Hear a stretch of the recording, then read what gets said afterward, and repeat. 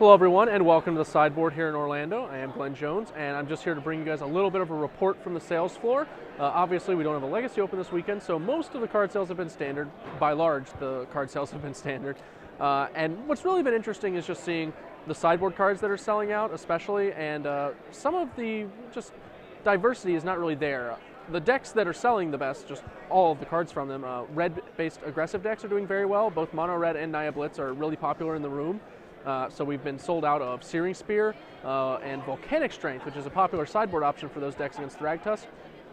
We're, I think, all out of the copies of that card that we brought. So we've definitely got a lot of the red-based aggressive decks showing up, and they're doing okay from what I've seen at the top tables. I know they've begun to butt into each other, and that's going to kind of, weed them out over the course of the day. The other big deck, obviously Reanimator, a smattering of cards that see play in that archetype, in addition to others, like Restoration Angel and Obsidat. Really good in Reanimator, also seeing play in a lot of other decks, of course. They're always going to be strong standard sellers. Obsidat's really on the way up right now due to his ability to just turn around Esper and control matchups, and how good he is as an answer to himself when people bring him in.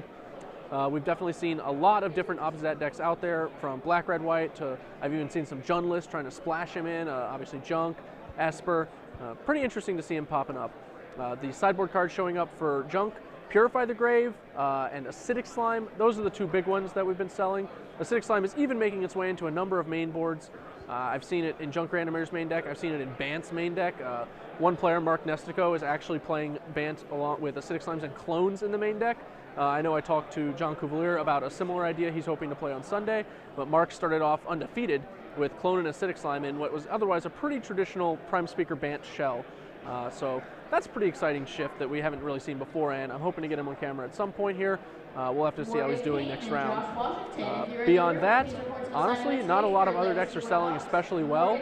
I've seen some control decks in the field, a variety of them, but they're not really doing a lot of action, and the big one that surprised me is Boros Reckoner. Boros Reckoner, he's definitely around, but he's not selling out at the booth, and the top decks don't really appear to be Reckoner decks. In fact, considering the preponderance of Naya Blitz and Mono Red aggro, you'd think that Boros Reckoner would be succeeding in the room, but really it's just all about Reanimator and these aggressive decks, and I think that maybe some of these aggressive decks are going to actually have an edge on Reanimator and be closing them out today. I know that's not what we're accustomed to. Centaur Healer usually does just a little too much work for Naya Blitz to get there, but you can only dodge the bullet so many times, and they eventually will just have all those Searing Spears and kill you.